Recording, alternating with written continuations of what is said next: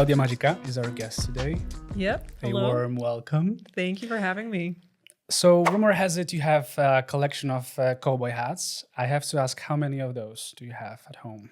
I think I'm reaching 70 right now. 70? Yeah, 70. Mm-hmm. They're not all cowboy, but they're all pretty flashy. Yeah. And is it like a special place in your room that you have it? Like I wish. So they're just spread all over the house? They kind of are. Yeah, it's almost like an artistic floor, on the installation. Well, yeah, I'm trying to obviously maintain them the best I can, but it's hard because they take up so much space. I dream of one day when I have my own ranch, I'm going to have a special room where I can, display them correctly and all of that. But sometimes they get squished and I have to take them back to the person who does them and, repair them and all of that. They're like pets. So it's, You see, apart from all the hats and outfits, there's a woman behind it, a human being. Yep.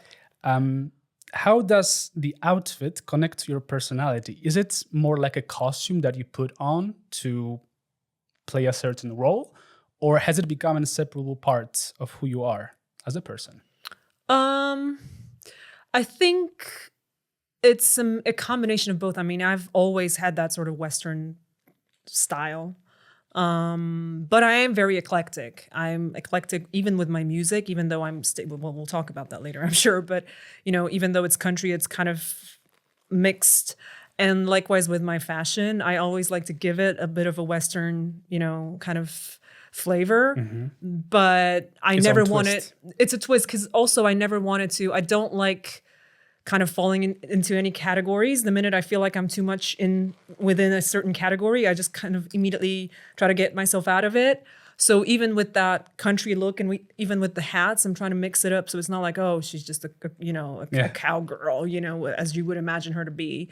So it's always like if it's more Western and I have all my jewels and all that. And even the hats, I mean, this one isn't a cowboy hat. It has some sort of tarot card here and all that. It's beautiful with the peacock. Feather. Yeah. Feather. So I think I pay attention to, because even we talked today, like I came here and I was like, I need to wear a hat. It's kind of like with hats, it is becoming part of my personality. A trademark, you could say. Yeah. It's not like I invented the wheel. I mean, there's a lot of artists who've done that. But I feel like until I still have a life outside of being KLAUDIA MAGICA, putting the hat on kind of gives me that extra sort of like, okay, now I'm in my music, zone. Perhaps also a boost of confidence. It's sort of thing that came up to my mind, I have to deliver, I have a show, voila. Yeah, well, I mean, I've always believed that the stage is also, as much as, of course, you have to stay authentic, and I can usually tell when someone is uncomfortable in a costume, and, most of us can say like, oh, okay, they overdid it. But I do believe that the stage requires a certain look, and that I like to, whenever I plan a performance, no matter if it's a huge stage or even a small show, I like to always emphasize that, it's a show. It's not something I would wear elsewhere, But hats go with both, so there you go. I think sometimes image can overshadow the real person who's behind it. Exactly. Meaning we tend to forget about the human being who's behind it. Do you know what I mean? Yeah. Has their own feelings, their own thoughts, their own unique story. And I feel like you have a unique story that deserves to be heard because you didn't grow up in the US. You grew up here. You're not a Nashville girl who was born with the country music embedded in your genes, ingrained in your culture, because that's how I see it, sort of, in a way. Yeah. If you're born there, I mean, it's in you. Yeah. In a way. Yeah. But you see, I'm curious, how does it feel to embrace this style growing up in a country where country music isn't as popular, and yet manage to make it such an integral part of who you are? Perhaps you want to share with us your story of how it started. The floor is yours. Yeah, I think it's even to me, it was kind of a surprise because as far as I can remember, I've always had a fascination with the States, with everything that's American. But first came a fascination with the more kind of pop shiny part of the States, because that's what we were getting. It was born in the 90s. So obviously, stuff that I was hearing on the radio that came from the US wasn't country. It was Britney Spears and, and all that. So it was the whole pop kind of wow that I was really drawn to. And of course, alongside that, whatever my parents listened to, but that was like old rock and roll. So I had a mix of that and then a mix of everything that I was drawn to. I also listened to a lot of hip hop and gangster rap. I would listen to Eminem and like 50 Cent and all that. So it really was the US first and then country. But I don't know. I was mad at my parents that I wasn't born there. I was really just kind of this kid that felt like I'm not belonging here. I should be there. I went to a British school actually in Warsaw. But even though there were British teachers, I picked up on the American accent straight away. So it kind of was like I was rebelling against everything that was non-American, even, subconsciously. So it was strange.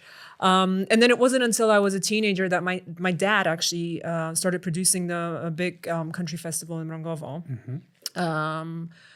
And I started going there, but I was boycotting it because I was like, dude, this is so uncool. Like, this is horrible. What am I supposed to do here? I want to be like Alicia Keys. I want to be like Pink. I want to be all, I want to do the cool stuff. I don't want to go listen to country. What the hell is that?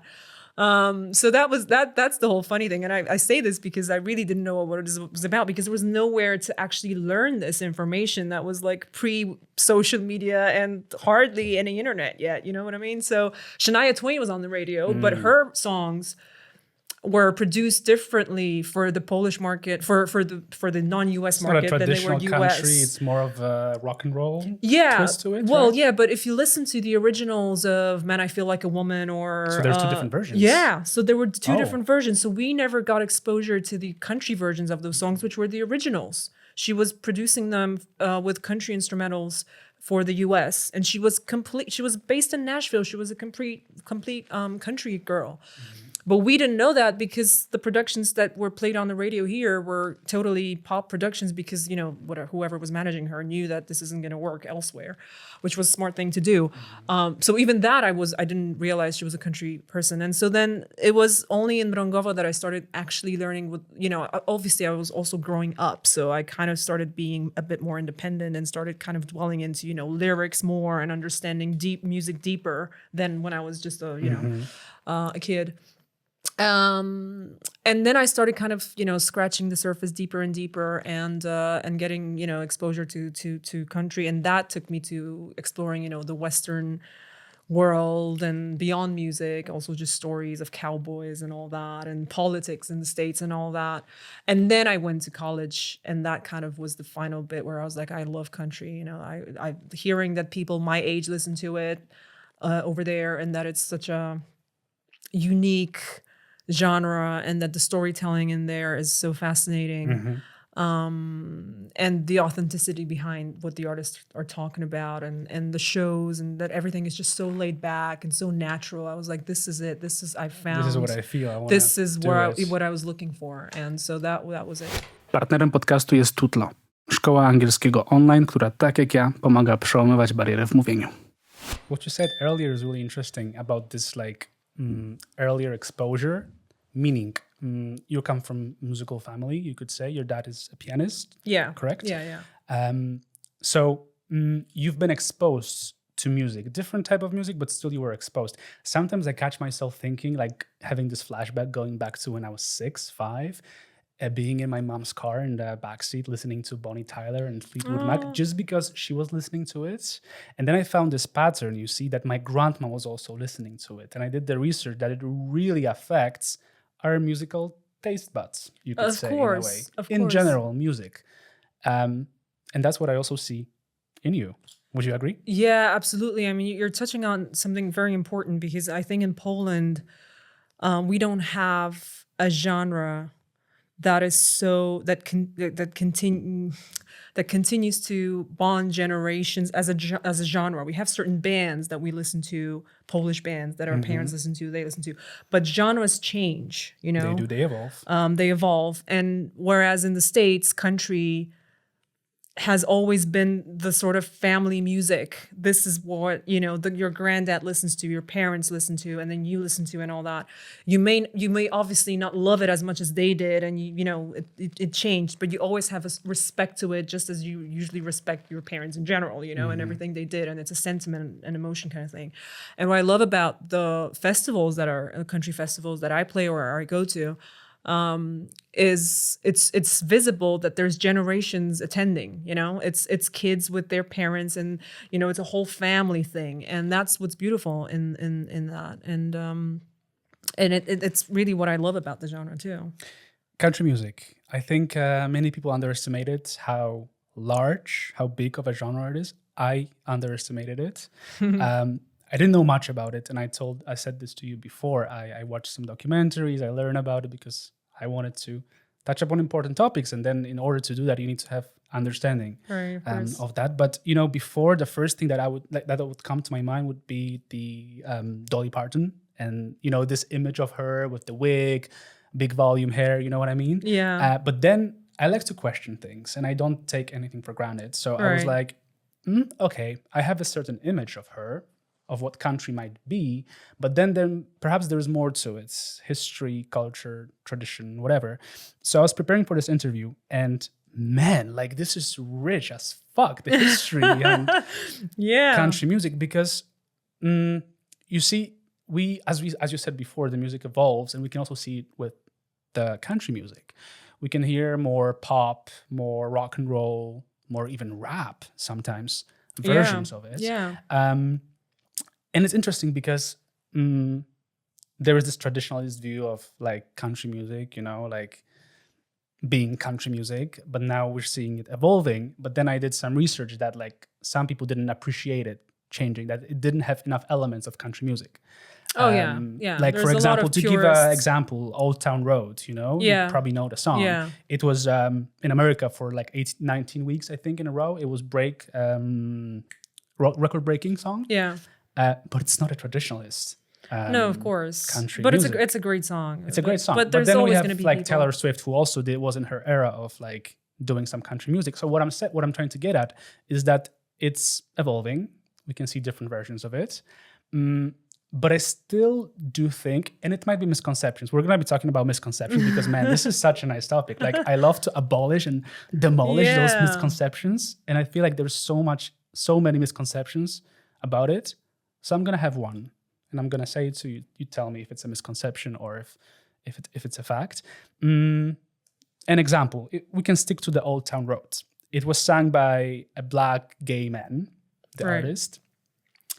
And it doesn't quite... And Billy Ray, right? Billy Ray Cyrus and... Yeah, and I believe so. Ness, Super fine with me. But what I'm trying to say is that we can see that some people, and we saw it based on this record that was released, didn't really appreciate it, meaning they didn't find enough elements of country music. So is this a misconception that there is still this traditionalist view at heart, or is it a misconception? Do you understand what I'm trying to say? Yeah, I think I do. There is, let's face it. Country music is traditionally a nationalist conservative music, and as and it's just a fact. So like everywhere, unfortunately, people these days love to antagonize things, unfortunately. And so with country, there's always going to be a group that's just really sticking to traditional country, even pretty much folk more than country. It's just they kind of even don't want to see electric instruments. They just want the guitar and the pure story. But then that doesn't take away, that shouldn't take away from the fact that there's a lot of great songwriters who just want to go beyond that, and that they want to use today's amazing production technologies, and they want to use they want to go bigger, and they want to do arena shows and go beyond that, and that doesn't make them any less country. And I think there is room in the world for all of that, Taylor, look at her. She when I first traveled in Nashville, I was like 16 years old. I think she is my age, so she was pretty much the same. And that was her big break. She was so country. She was like the actual definition of country. We forget how country she was. She was like, she was wearing cowboy boots, like those dresses with flowers and her curly hair. And she was with a guitar on, all the time. And she was singing, like so country, traditional country. And she used that amazing songwriting ability because her lyrics are just amazing. And everyone who always asks me, what I think about her and is she really such a phenomenon? I was like, yeah, because she took the foundation of country, which is storytelling, and she then took it to pop. But she's always going to be a country artist to me. And I always defend her when people say she's not country anymore. She is, because the way she talks about life, the way she presents stories, and the way she respects the audience and she remains herself is rooted in her. She's always going to be that. And the fact that she can make one album that's super pop and another one that's folk and she can do whatever she wants right now. She's number one in the world. So, but she is a country artist and she did a brilliant thing. And she's not a great vocalist and maybe she's not a Beyonce dancer, but she's just, she took what's best in country and she just took it. Gave it her own twist. Oh. And it's amazing. And Dolly Parton does things right now. I've seen her concert and she does all crazy things. She did a rock album the other day and she plays around, but she can do whatever she likes. She is a storyteller. And I think that's beautiful. And I think that's also, you talked about the Old Town Road. I think country and hip hop there's an analogy because both the genres are stories of people. Indeed. From people. One from the streets pride, and one from country. They talk about, yeah. But both genres are pretty much about songs that don't need instrumentals. The same story will have the same impact sang, or rapped out. And whether you want to give it a big shot production or if you want to keep it with just a guitar, you just want to do it a cappella, the way the rappers do their battles. I don't know what it's called, but you know what I mean. The impact remains the same, which you can't say that about pop music. With pop, it's all about production, really, and then the rest of the product and the look and all that. So I don't know if this answers the question. It does answer the question. Misconception number one, demolished. But you know what I mean? I have the same with my music. I take it to different levels. In Poland, I'm always too country for everybody because no one listens to country here. So, I mean, people do, but they don't call it country. That's another thing. But in the States, I'm also, a lot of times, I'm like my latest single, I was getting a lot of like, this isn't country enough, you know? Like you're always going to have that. But you need to understand, you know, as long as you know you are, no one's going to take it from you. We're going to be talking more about your songs and what you do. But I still want to focus on the misconception. So the misconception number one, demolished. Yeah. Great. Totally. Number two, I'm going to read it because I wrote it down. Yeah.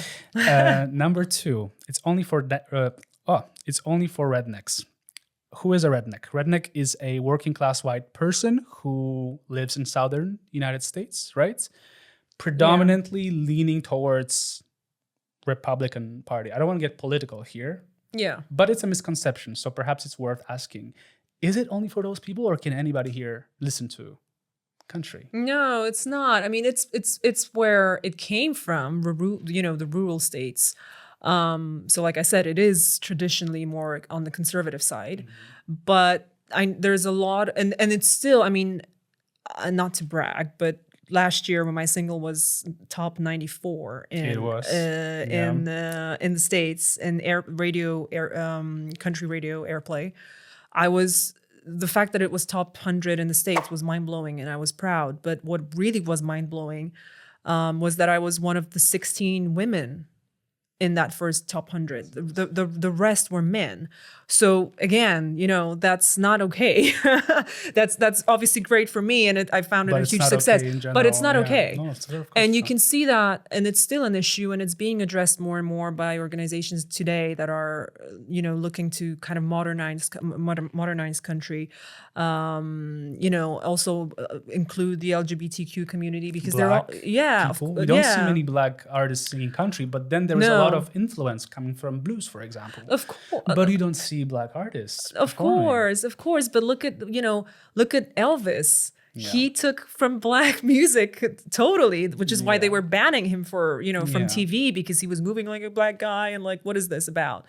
But he wouldn't without those influences, he wouldn't be as big as he became for sure. He was great.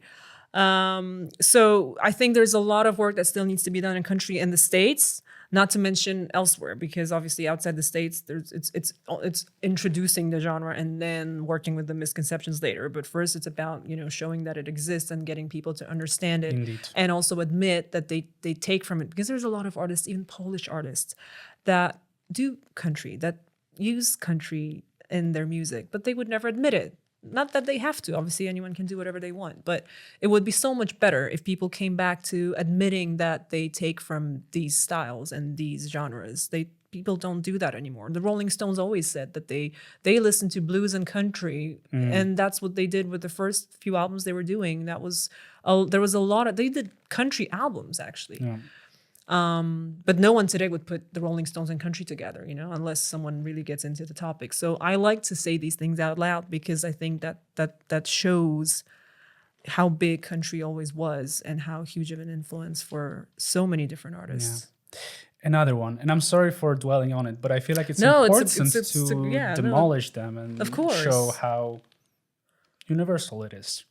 Yeah, I think. Yeah. It's all about drugs and beers. That's another one. Is it? No. Well, drugs actually no. Trucks. Oh, trucks. Sorry. Yeah. It is. I mean, there's nothing better. So we have one misconception, which is actually true. Well, sort of. I'm not gonna lie. I love road trips in the States. And putting on a country radio station and just driving my SUV. I don't drive a truck, but an SUV. That's such a beautiful thing to do. It's about everyday life. It's simple stories often, and a lot of people spend their life that way, living that way, having a beer with their wife and then on their porch and driving their truck for work. And if it's what they want to talk about, that's also okay because it's relatable. Totally, there's so many people who just want to listen about it because that's who they are. People want to listen to stories that they're what they do. Yeah. So I think the volume of people who live that way and spend their life that way and have that simple country life, that has associations with horses and cows and trucks and beers and shooting their wife and all that stuff. That it's less of that these days. But I think if you dwell on the older country music, then you'd hear a lot of that. And as long as it's authentic to someone, I mean, you can't tell them. That's where I was getting. I had an issue with Beyonce last year issuing Texas Hold'em, and she was just like, "Look, pack my Lexus and whatever." And I'm like, Beyonce, you don't drive a Lexus. Like, that's what I don't buy because this is not. That's what makes these things non-country. Just you don't just put those things in the song for the sake of it. They need to be you. Go ahead and right? She was way more authentic. Way more authentic when she does her rap and soul, and she sings about her Ferraris and jewels and Givenchy dresses and whatever else she puts in her lyrics because that's who she is. But I think that's what a lot of people had the criticism towards her and her album last year, that it wasn't a country album because all those things were missing. She gave a lot of nods those to certain elements things of the country music that should be there. Yeah, perhaps. and it was okay for her to do that, of course, and kind of pay respect to the roots of country that she listened to and she wants to, but it should have never been perceived as a country album. And I think that was all the criticism she was getting. It's stuck in the past. And we already sort of abolished that misconception. I mean, Shania Twain with the best thing about being a Yeah, that song. Right? Everyone loves this song. I love it. Yeah, of course everyone loves this song. But you see, that's where I was getting. What you talked about it already, that different versions. It doesn't have to be stuck in the past. We evolve. Of course. Music changes. Music taste buds also change. I mean, we're bombarded with social media nowadays. So, baby, evolving. Yeah, right? No, of course. And I think it is becoming, there's a lot of new country that is that is, even for me, sometimes I'm like, okay, this really isn't country, this is really pure pop. But at the same time, like I said, who am I to tell? I mean, if this is the stories they want to tell, that should remain so. But there's always going to be people who like to keep it folk and organic, like I said. But I think it's evolved humongously, and there's really a lot of room in it. Last one, my favorite. It's only for Americans. Boy. I mean, Casey Chambers, Australian country, right? Shania Twain, she's from Canada, no? Yeah, she's Canadian. Yeah, Canadian. Yeah. It's not just an American thing, is it? No, it's not. Well, it is their it music. originates from then, but then the audience. Of course, if you look at the stats of the listenership, it will be always the States, and it's never going to change. Then it's Canada, then it's the UK, Australia. All the English-speaking countries are kind of lined up, but the US is a major market, and it's always going to be a major market. But like I said, I think if you start looking at the value of the music and the storytelling, and you take away all the stuff that I don't drive a truck and I don't have a beer and I don't live on a ranch and I hate Trump and all the things, all the misconceptions that people associate with it, then this music. I mean, I've played concerts in Poland and people would come up to me every time saying, I never knew that country is so cool. I would have never bought a ticket to a country artist, and I loved it. I wouldn't even call it country because it was just like rock for me, but pop. And and I'm like, yeah, that's so nice to hear. And I wish that me, always underlining that I am a country artist would work more in my favor.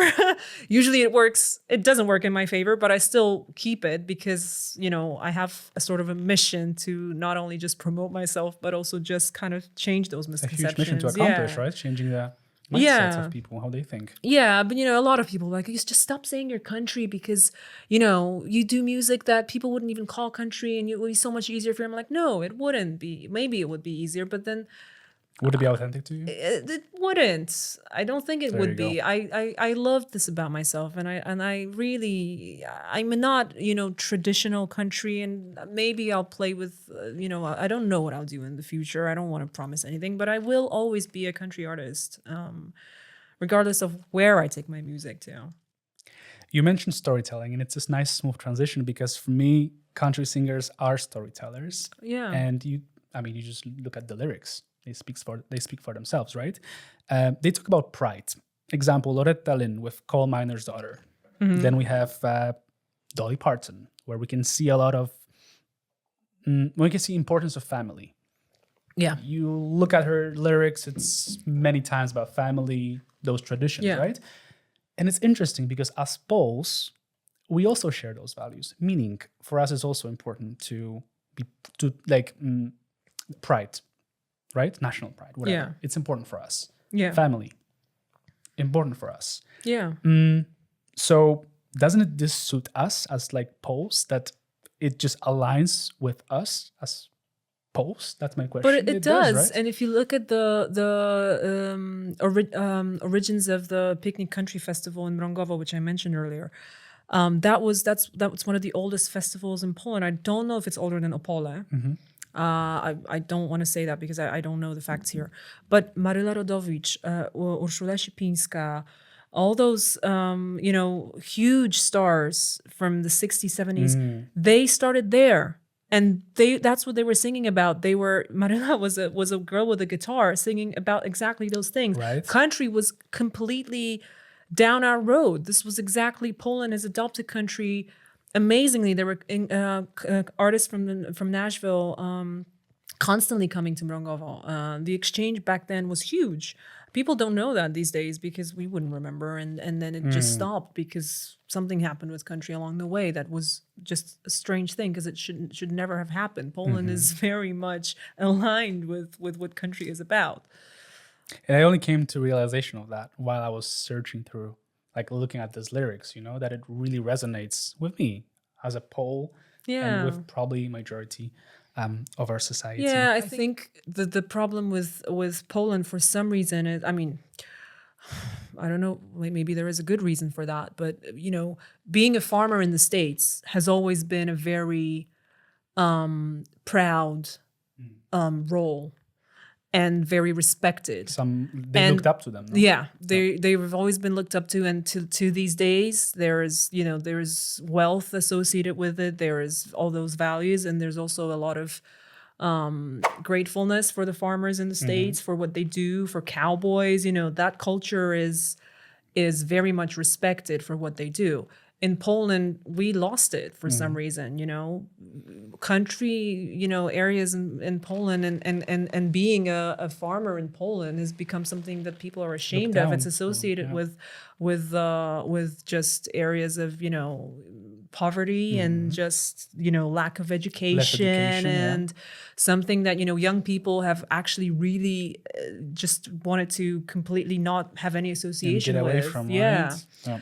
And I think that and also just the politics around it didn't help and all that. So I think we never protected those values enough. And then they became associated with the wrong political sides and, with everything that especially our generation just wanted to be like, oh no, this is bad, Yeah. And that's not great, because if you think about, take away all the politics and all the people that have, meddled in all of that, we should be proud of this. And like you said, those values are deep within us. And you travel the world and you know how, you're cosmopolitan, but still, you say yourself, if you actually looked into country and it resonates with you also because of those reasons. Very much. Yeah. It is the case. Yeah. Are we ready? Isn't it more of a systematic problem that labels do not promote this type of music in Poland, in your opinion?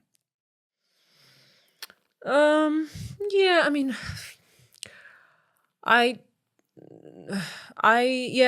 labels look at stats and numbers, and I know for a fact that the stats associated with the listenership of country in Poland are low.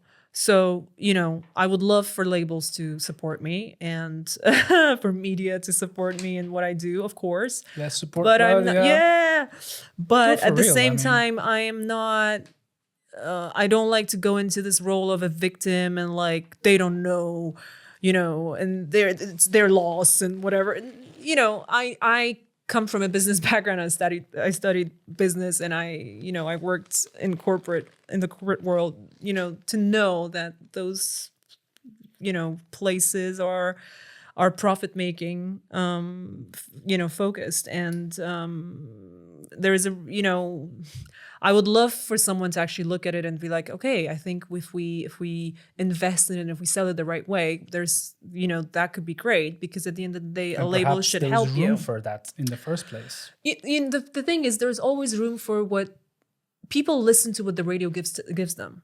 Mm-hmm.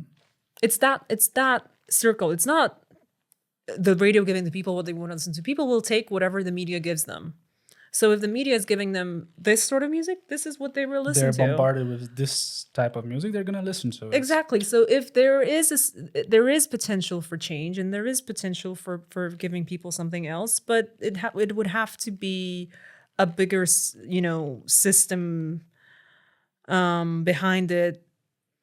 That would probably take more than just one label supporting one country artist. There would probably have to be a change of a whole mindset. Which is a difficult task to achieve. But it's not impossible. It's not impossible. I would like to be optimistic about it, you see, because I feel like we're bombarded with certain genre. And as you said, it has its explanation, because we look at stats, it's a whole business going on. Yeah. It is. Yeah. The wheel doesn't stop. But I want to know, focusing on that, perhaps what is something that country music has that's irreplaceable compared to other genre of music? In your opinion, what is something that it has that perhaps other genre doesn't have, or you don't see it that way? You see any connections? Well, the best thing is it's because I have my guess, if I may. Yeah, go for it. I haven't gone to the concerts yet. I'm planning on definitely. Yeah. But it's the stage performance, isn't it? It's the live performance. Yeah. Well, first of all, it's not prone to. I was going to say it's not prone to fashion. Mm-hmm. It's above fashion and trend, we can talk about, like we did, about also certain little trends coming into country that, there's a bit of more hip hop or there's a bit of that, but it's above all that. Pop is always whatever, is always associated with fashion. Country isn't. So that's one thing that I wanted to say. But back to what you said, it's also, that's kind of also tied together, is the stage performance. Again, it's always going to be live instrumentals. And nothing will ever, I've never been to a country show that would be playback. It just doesn't happen. It's something you don't do. Also, you can't be a country artist if you're not writing your songs. You can't just be a performer, because there's co-writes, of course. It's not always you have to be the complete author of everything. But you have to be, you can't just be out there singing a song that you bought from someone without any, it has to be your thing. So yeah, I think it has to be super real, super authentic, and those things would automatically imply that it's also just not fashionable. It's just real.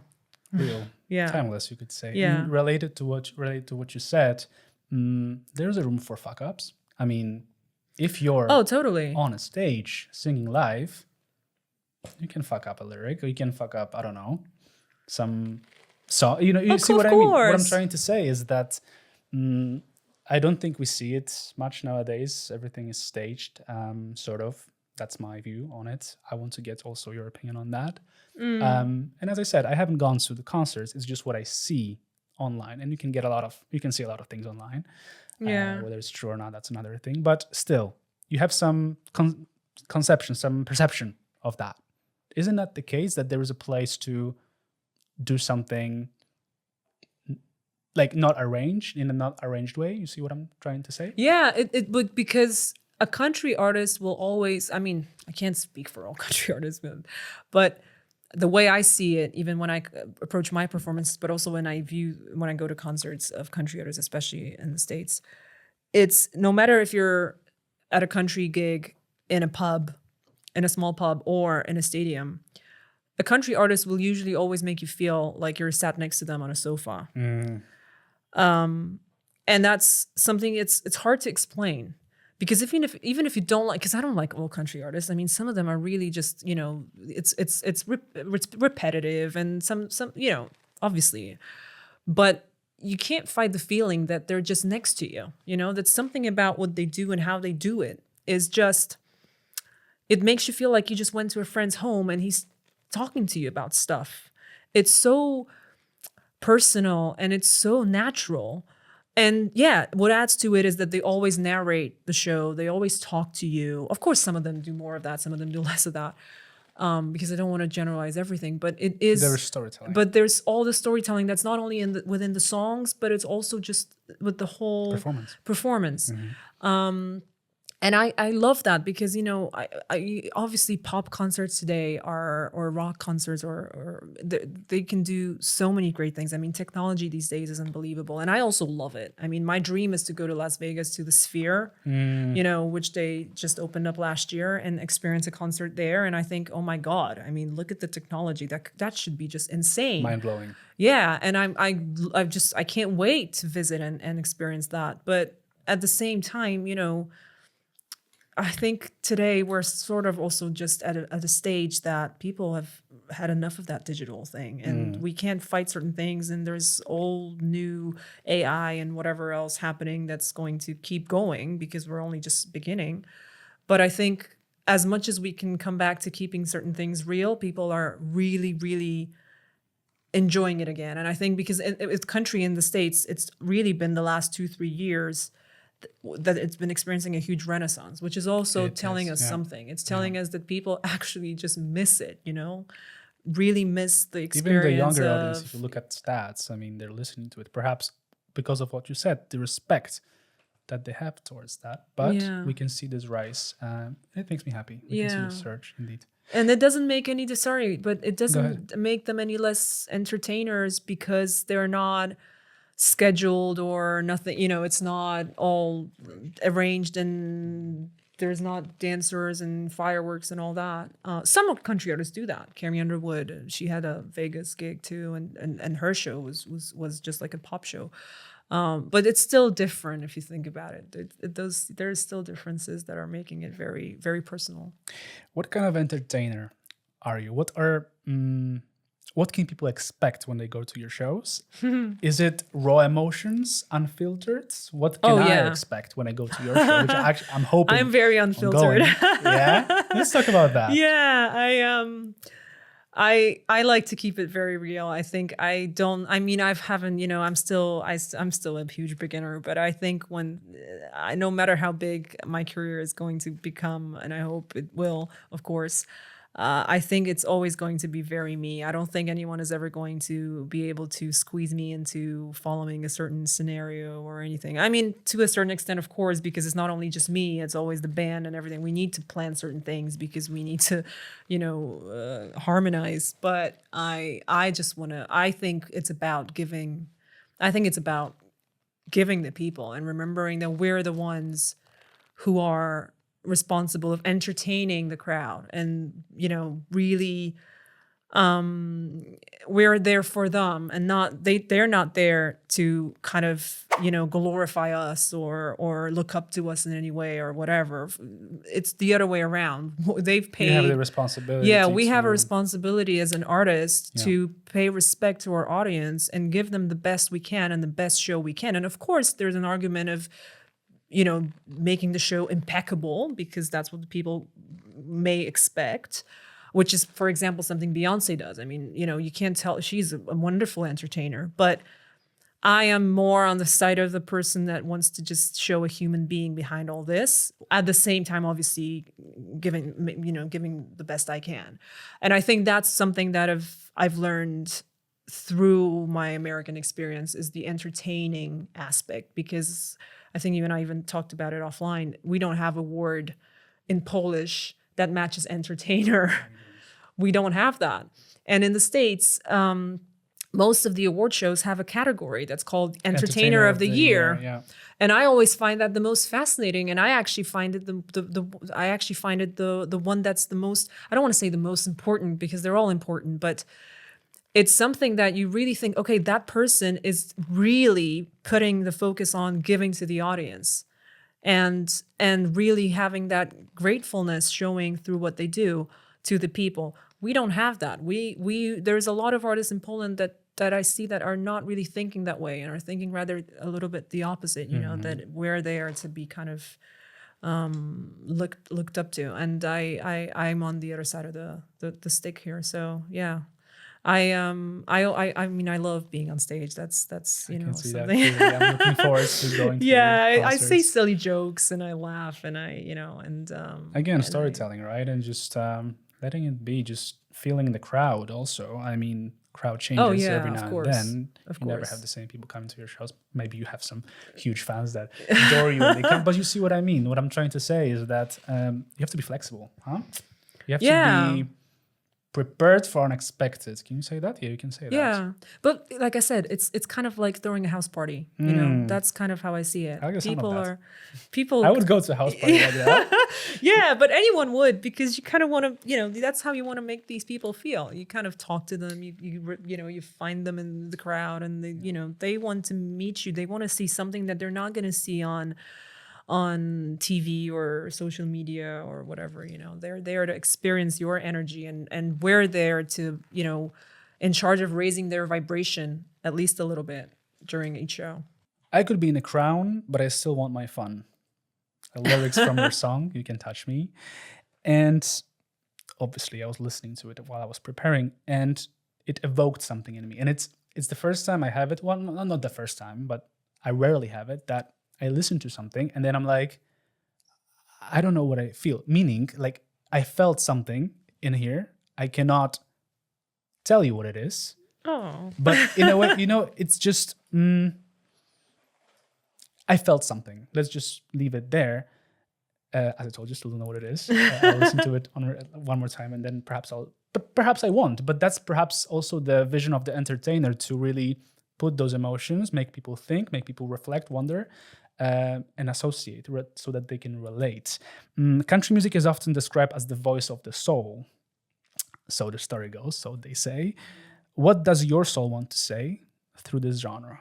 Ooh, I think Yes. each song would be a different statement. The one thing that has always been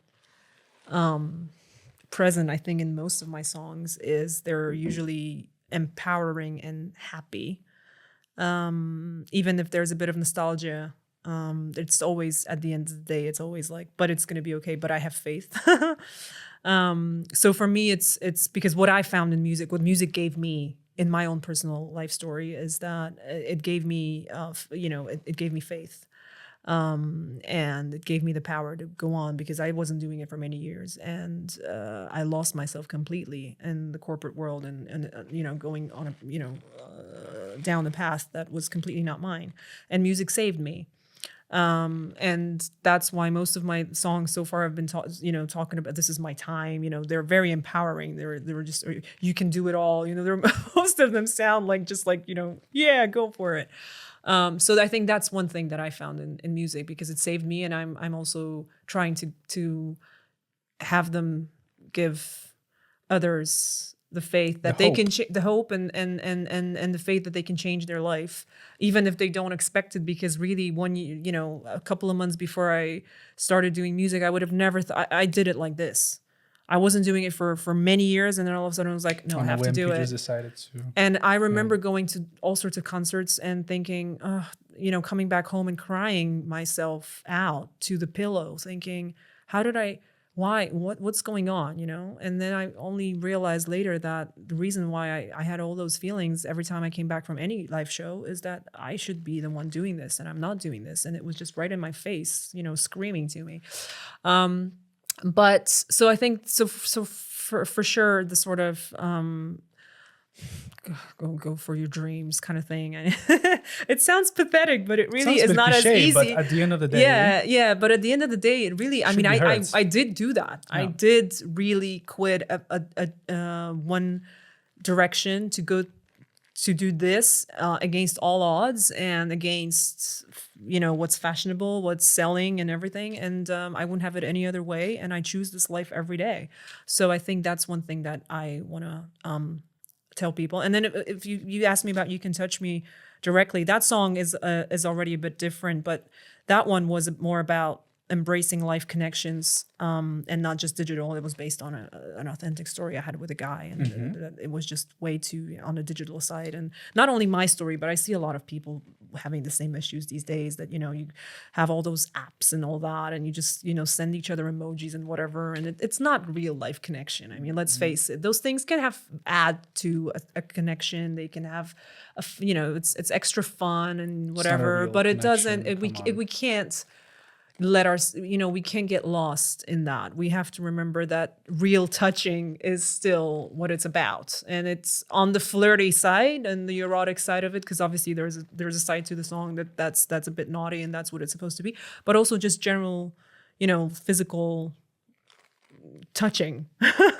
and eyesight and handshakes and hugs and all that we still need, because we're human beings, and that you can touch me, literally, as the title says. And then the another message of the song is to the audience, and back to my previous point, that even though I can be the one standing on the stage and wearing the crown, which in my case is a hat and all that, I still want people to know that they can touch me. They can come up to me in the street, even if I'm super, super duper famous, and it's never going to change. Now that's so obvious that you said that crown is a hat. I didn't see this connection, I have to say. I was like, what does she mean by well, crown? It's my sort of crown. But it's also your crown. It's sort of your crown, isn't it? Yeah, so yeah. It makes but sense. it doesn't. But I'm still approachable. That's the thing, and you can be both. That's another thing. That's another thing that I want to express in my music, and I will always keep doing is showing that things that people like to antagonize these days, because we live in a world that you have to be either extreme this or extreme that.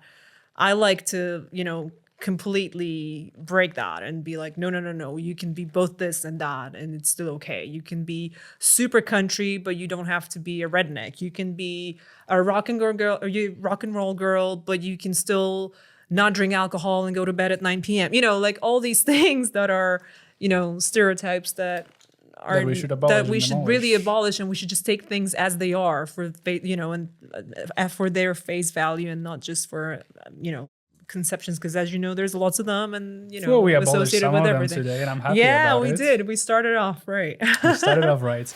Partnerem podcastu jest Tutlo, szkoła angielskiego online, która tak jak ja pomaga przełamywać bariery w mówieniu. Since it's a educational program, I also want to touch upon the linguistics and a bit of Southern accent and language. Yeah. So the first thing that comes to my mind when I listen to Southern accent is the slower speech. So they take their time when they speak. Yeah. And also the vowels, they sound differently. There's more space for them. I want to do I want to try some accent. Perhaps you're going to laugh at me and it's going to be a big fuck up. No. But you know what? Fuck it. Let's do it. In some parts of Alabama, Mississippi, Louisiana, where it's so hot. Yeah. ... Yeah. Right? But there is this so for example, dog. They're going to say dog. You know, even they would write it differently. So they're going to put DAWG. And University of Georgia, they have a mascot. It's a bulldog. So they say, how about them dogs? Yeah, you see dogs, what I mean? Yeah. Dogs. How about them? Kind of like you're chewing through right? something. Yeah. What's more to it? I want to know. Perhaps you can tell us some expressions, some words, or some. Oh my God, expressions that are typical to, I don't know, Nashville, or that's something that was maybe surprising to you when you went there. I don't know about the. I mean, I'm sure there's probably loads. There's probably There's. I mean, for sure, it takes some time. But a lot of my friends would not understand when they go there. I went with my dad and my mom the first time we went, and they couldn't understand anything. It's what you say about the laid back and the slow, that's more in the rural area. Mm-hmm. So they would really I've been going to the church every Sunday and it's been fun, you know, that sort of. I think in the city it's different, everything, this pace of living is faster, and it's not really what you know, but that makes it even worse, because they still have the twang, but they speed up, so it's horrible. Basically it's horrible. But you know, Matthew McConaughey, the actor, yes, I mean his accent is oh my God, it's a dreamboat, you know, and this is the perfect sort of Southern accent that's also, you know, so he's the sort of iconic, but I wouldn't know about. There's certainly some cowboy expressions. I'll make sure to maybe, I don't know, comment under We're gonna our put video. Some comments, but it's wrapping up. It's the way of speaking. Yeah. Well, right? yeah. Slower speech. It's to the lifestyle. It's a rural, slower lifestyle, and it's a beautiful thing, because again, it's nice to slow down. Slow down. I like the sound of that. And that's what we should remember. It's actually pretty cool to work with the language. And we're gonna be slowly wrapping up. I always ask at the end for a piece of advice for our viewers, who are your viewers, perhaps my viewers, people who are watch us.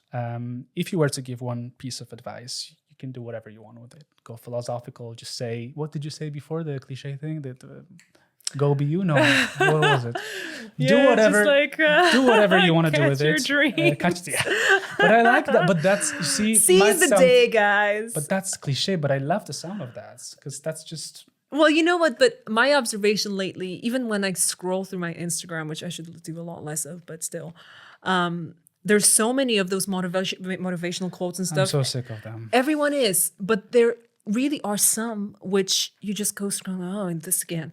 But, you know, then again, if you think about them, this is what really life is. A lot of them are simple, but if we actually slow down and actually focused on putting them in, you know, this is what life is about. We should really just, you know, those simple cliche, the simple cliche things. So it's not like I have any great advice besides it's never too late, I think. Well, maybe that's something that's worth saying, story, that right? it's especially for artists Because there is I think, a misconception in showbiz, particularly in music, that, you have to start very early. And I think, fuck it, start whenever you want and start whenever you're ready, because I know that I wasn't ready when I was a teenager.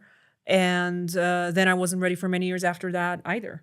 And I think if you want to you need to develop as a person. You need to develop especially if you want to go be a public person, you need to be, you need to have the confidence to do that. But then also, if you want to tell your stories as a songwriter, for example, you need some stories to tell, and you need some lessons to have, learn. Experience. And also just use the young years to actually live a life and have your childhood, have your teenagehood. I don't know if that word exists. I don't think so. But whatever, live a life and don't worry about it, because I think a lot of careers have ended way too early. Some of them really tragically, as we know, because of the fact that people and artists were pushed. Pressure. And pressured against time. And, every time I think that so many of those, the Club 27 famous, Amy Winehouse and Kurt Cobain and all those guys who had so much to tell and so much to say. And if I think that they died at the age of 27, I didn't even start, until I turned 30. I'm 33 now. But, even if you're 70, go for it. Seriously, if you feel like there's something you want to share with the world as an artist in any sort of artistic form, then forget the age. And just do it. Seize your dreams. And remember to slow down. Slow down, listen to country music, and stay cool. It's been a pleasure having you here. Thank you for having me. Thank you. Mamy to.